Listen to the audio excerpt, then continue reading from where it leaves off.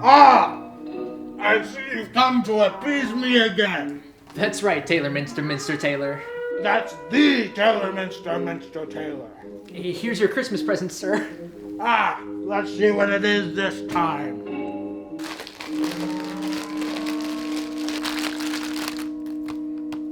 Godzilla King of the Monsters on Blu-ray. Oh yeah, I know how much you love that movie. My 26th one. Oh no. We're not that far yet. This is only your 15th. I have 15 Blu-ray copies and 11 DVD. Oh. Well, those are like totally separate experiences, you know? I am tired of getting Godzilla movies every Christmas. What? I need something new to keep me entertained. But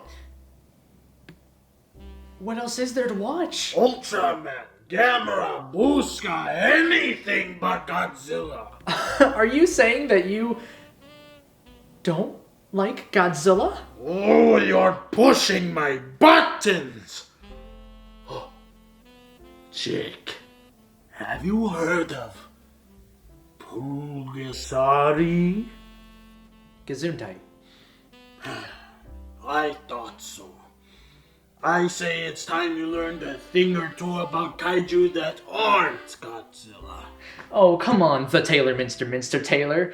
What could be more interesting than a kaiju who's born from the aftermath of nuclear destruction? I'll teach you.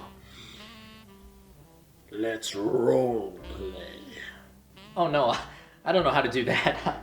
I've never even kissed a girl. You be famous South Korean director Shin Sung-ok, while I will be the North Korean Arts Division director Kim Jong-il. Huh? Here, I have a job for you to do. Now take some notes. It's a difficult responsibility that I must squander all forms of democracy. You'll be coming with me straight to North Korea to help me boost the arts. What an idea! I'm not. But first, you'll spend years in solitary for trying to escape the country. I offered you lavish living, and yet I can still be forgiven. These brilliant films that you'll direct shall garner us much fame. Don't leave them with a single defect, lest the world views us with shame. It's a difficult responsibility, being forced to make new films in a foreign country. You must strive for just the perfect quality, so as to please Supreme Leader Kim Jong-il. Every story under the constant check must be clean without a speck of anything that's sexual. Doesn't matter if it's contextual. Oh yes, your ex-wife, we have her too. She'll be your leading lady, it's true. Now make me a great kaiju film, or face the wrath of Kim. It's a difficult responsibility that I must make a video about Pulgasari. Make its importance known to every G-fan. Now please, no more Godzilla movies. I must review Pulgasari this Christmas. Alrighty, well, I'm not normally one for stepping out of my comfort zone at all, or for reading for that matter. But if the Taylor Minster Taylor so decrees it, then I guess I've got no choice now, do I? Let's see how much of a Godzilla ripoff this thing really is. Holy shit, his name is Shin, as in Shin Godzilla? In 1966, Kim Jong-il, son of the leader of the Democratic People's Republic of Korea, joined the North Korean Propaganda and Agitation Department, soon becoming the director of the Motion Picture and Arts Division. Kim Jong-il was quite the film buff himself. Reportedly, his personal collection of films from all over the world numbered somewhere around 15,000. Jong-il, as director of the Arts Division, was tasked with creating films that would reach the public eye of the DPRK, which of course were centered around pride for the North Korean nation and its great leader, Kim Il-sung. Around the early 1970s, Jong-il began to feel a rather relatable frustration as an artist. Wow, my work is Kim watched the films that were being created by the world at large, viewing them next to his own works, comparing the quality and content between the two, and he realized that he was missing out. He would later state, believing he was off the record at the time, that industry people in North Korea knew that the state would feed them even if they performed only minimally. Kim needed a fresh voice involved in North Korean film. He needed something that would help elevate the DPRK's work to standards more on level or even surpassing the outside world. Just as Kim Jong-il had secretly imported films that fell outside the communist bloc, he would need to secretly import filmmakers. And this, ladies and gentlemen, seems to be where our story begins, with a South Korean couple renowned for their work in the film industry. Shin Son-ok, film director, Chen Yu-hee, his wife an actor. A dynamic pair, Shin had an affair. Their careers began to take a dive. Dodged around censorship laws, making flops left and right. Korea's wrath he invoked, his license revoked. He had to find work somewhere else. But then Chen Yu-hee, she got an offer. They said she could be a film director. Shen felt something's wrong, she said piss off, and got on the next flight to Hong Kong. Kim Jong-il had conspired, 'cause his film's boring and tired. He kidnapped the pair, make new films with flair, building up a Johnny Wonderland. Then they both were nabbed when least expected, and with escape attempts, Shin was tempted. He was locked up tight for nearly 3 years, indoctrinated by the use of fear. Then the pair reunited, Kim Jong-il so delighted. They'd have to escape a different way, building up a Johnny Wonderland. In total, Shin Sang-ok would direct 7 films under Kim Jong-il, and Che would star in 4 of those. Now, reasonably, you would expect working under a totalitarian regime to be complete torture. But you might be shocked. Che would later go on to say that despite the unforgivable crime of kidnapping her and Shin, the two got to create films with artistic values instead of just propaganda films extolling the regime. In a way, Shin was able to get what he had been wanting all along: unlimited resources at his disposal and creative freedom to produce films that he felt proud of in a new part of the world. In fact, you may be very shocked to learn that over time, Shin was able to introduce some firsts to North Korean cinema, such as the first ever on-screen kiss in the film Love, Love, My Love. However, despite the creative freedom, the end goal Shin and Che had was clear. They needed to escape the country for good. And with each film they created, their trust and bond with Jong-il strengthened. And, in 1985, one critical success would put them at the doorstep of a perfect opportunity. Kim Jong-il was notoriously influenced by whatever he was watching at the time, and even the kidnapping of Shin and Che is not really unlike what he would have seen in a James Bond or other spy movie at the time. He was a follower, and he very much indulged in copying what foreign markets had done successfully overseas. One such success that caught his eye was 1984's The Return of Godzilla. This was the first Godzilla film to ever be dubbed in Korean, meaning it was extremely accessible to Jong-il for the first time ever. Jong-il took great interest in the highly successful merchandising campaign for the 1984 film. It was then that he decided that North Korea's greatest film venture yet would be found in the giant monster genre. Ooh, see, I told you guys, it was nothing more than just a Godzilla ripoff! Hey, there's more to me than that. I have my own interesting thematic elements too. Who said that? Down here. Listen, kid, let me teach you a thing or two about this mighty Korean kaiju. I'm Mr. Rustic Lead. Hi, Mr. Iron. Hi, Mr. Hot and Leaden. I'm Mr. Metallurgic. Friends call me Pulgasari. The metal I munch makes me grow as I crunch. I'm too much. I never wanna hear you call me some kind of allegory. I'm just a little warning about how capitalism's like slavery.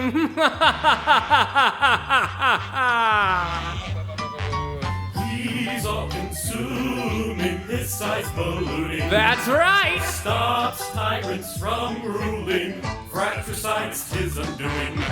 They call me Pulgasari, the king that I crush. Teaches you that capitalism is just a vicious, never-ending cycle that causes nothing but pain, suffering, and can only be stopped by the lower working class. And such. I'm too much!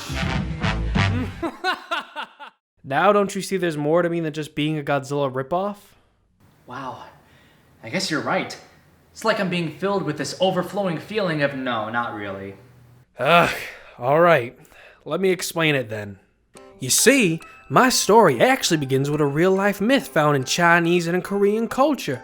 A monster that feeds off the iron and metal. In fact, before Pulgasari, there was already a film created based upon the same myth called Pulgasari. It was a 1962 South Korean film that was unfortunately become part of the Sea of Lost Media. But what may be most interesting about me is the controversy of whether or not I'm some sort of metaphor for Kim Il-sung's rule that went completely under his nose. Well, Jong-il viewed the film as a metaphor for the people's struggle against greed, profit, wealth, and oppression. Many nowadays have argued that Shin's intended interpretation is that of the lower class, starving themselves for the good of Pulgasari, paralleling the people of North Korea's relationship with Kim Il-sung, who was once a hero of the people, and now a harbinger of their own destruction.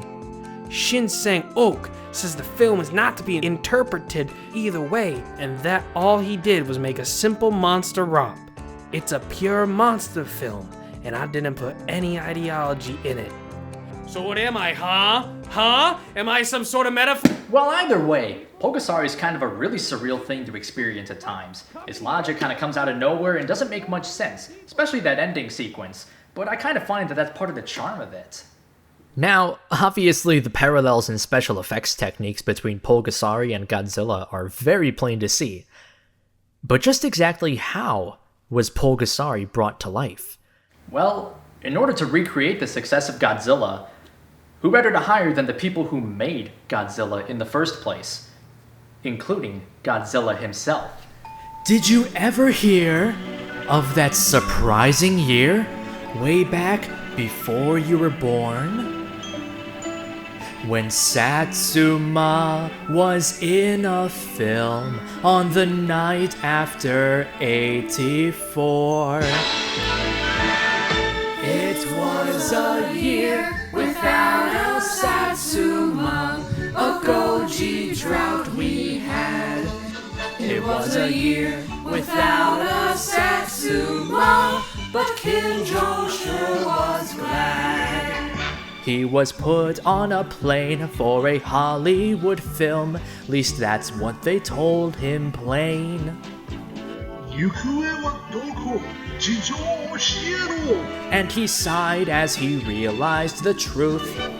There'll be a year without any Gucci. There'll be a year without a Mikami lighting your destruction scene. Teruyoshi had to do just as he'd always done, making kaiju crush a ton. and leader Kimmy cried. All the Toho staff he eyed. Everyone came to work on his film. It was a year without a Nakano, so leave that's not so bad. It was a year without a Satsumo, don't forget Little Red Machine. Kim Jong-il managed to put aside his anti-Japanese sentiments for the sake of bringing his vision to life. He didn't kidnap any Toho staff per se, but rather he did some casual deception in order to get them on the project.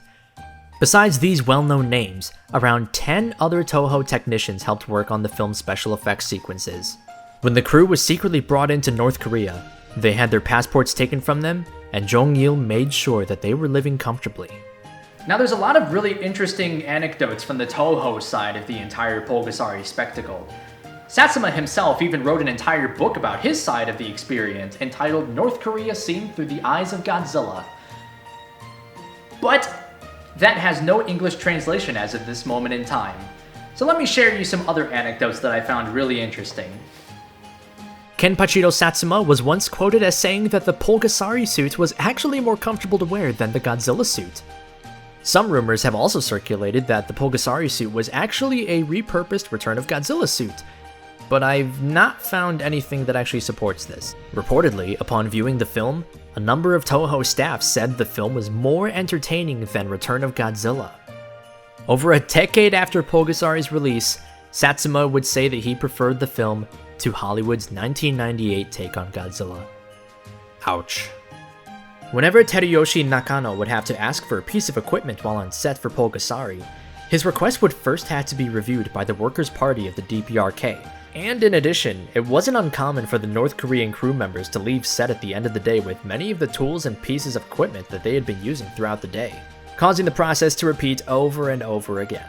Reportedly, Nakano first realized the extreme amount of surveillance that they were under in North Korea when he made an offhand comment to a staff member once about missing Japanese beer. The next morning, he found that his fridge had been completely stocked with it. While on set, Kim Jong-il would rarely, if ever, converse with any of the Japanese staff, and Shin Sang-ok only ran into Kenpachiro Satsuma once. Now, when Pulgasari was actually released, not even Kim Jong-il could have been prepared for the enormous, overwhelming success that this film was going to be. How would you like to have to stand in the back of a theater for 2 hours because all the seats were taken? How would you like to not even be able to see the movie at all because theaters were so packed? How would you like to be trampled to death in the streets of North Korea because so many people were rushing to go see this movie? Because according to accounts from a couple of refugees from North Korea, all of that happened. Because the film proved so successful, on New Year's Eve, 1985, Kim Jong-il presented all the Shin Film staff with a monumental gift: 3 trucks filled to the brim with marvelous food, including 50 deer, 400 pheasants, 200 wild geese, and 200 boxes of oranges. Jong-il's trust and respect for Shin and his staff had grown to such an immense level to have bestowed this upon them. And that trust became even more evident when Kim Jong-il finally allowed Shin Sang-ok to establish a full-time office in Vienna, where he was to produce and export North Korean films all across the globe. Kim Jong-il looked specifically to Godzilla's success with merchandising and sequel production, and he felt that Pulgasari could rake in the dough with similar techniques. And it was then, on March 12, 1986, that Shin and Che checked into the Intercontinental Vienna, accompanied by North Korean bodyguards. In a crucial moment, they managed to evade their bodyguards and board a separate taxi while on the way to a planned interview, and raced to the US Embassy, gaining asylum in the United States and finally escaping North Korea. Oh, sorry, this is really thrilling to read. So, Shin Sang-ok and Chae Eun-hee finally escaped the clutches of Kim Jong-il after many years spent in the country.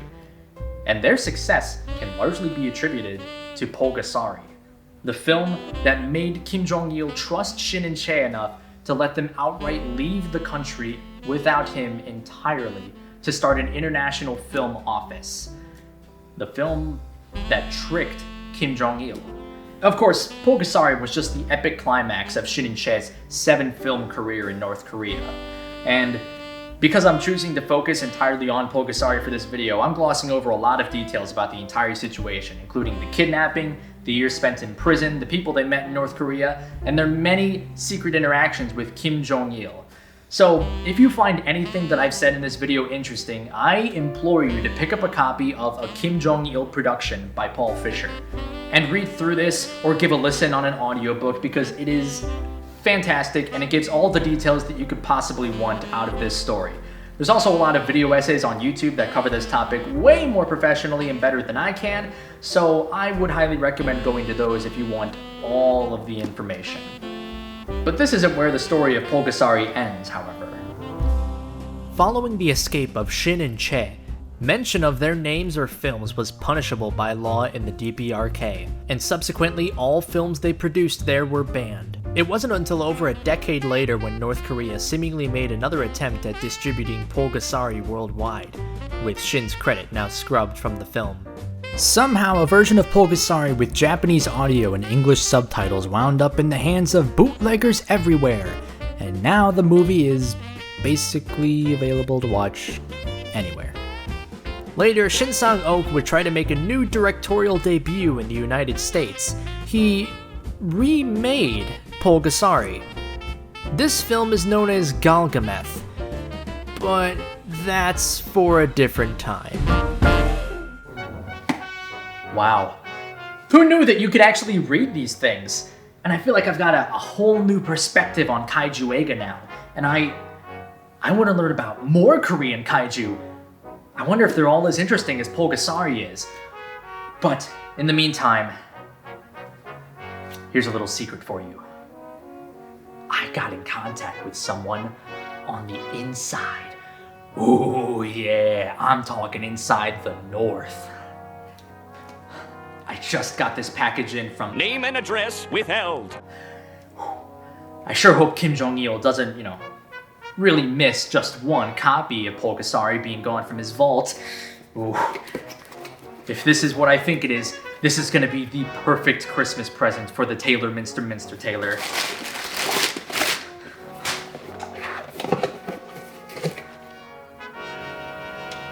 Reptilian.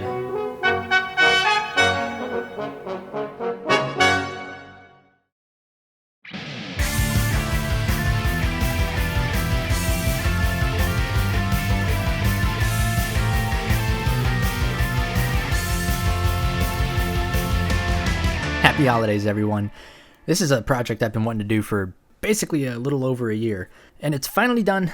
It was made possible by all of the fabulous people over at patreon.com/Daikaiju Legends, including Liquid Pestar, Jaws Infinity, Project Godzilla, Goji73, Mason Ramon, Godzilla 154, Godzilla Productions TV, Professor Kaiju, Asusa Productions, The Toho Society, Azrael, Godzilla 1985, The Immortal Red Fox, Eric Trin, Ultraman Ultimo, Inaba, Century Blue, The G-Team 2, Thanyasit Kanajira Yupat, Belaski Films, A Sam Called Sam, Eric Guzda, Gabriel Zunzunigui, Devin Pitsley, Prestige, Sergio Camacho, Godzilla Geek, Christian Stamolis, Ultriab, Jeff King, Kaiju X, Gojira 91, Dustin Beadle and the Next Decade Productions, Scry, Jacob Baines, Laura Fitkin, William Zorio,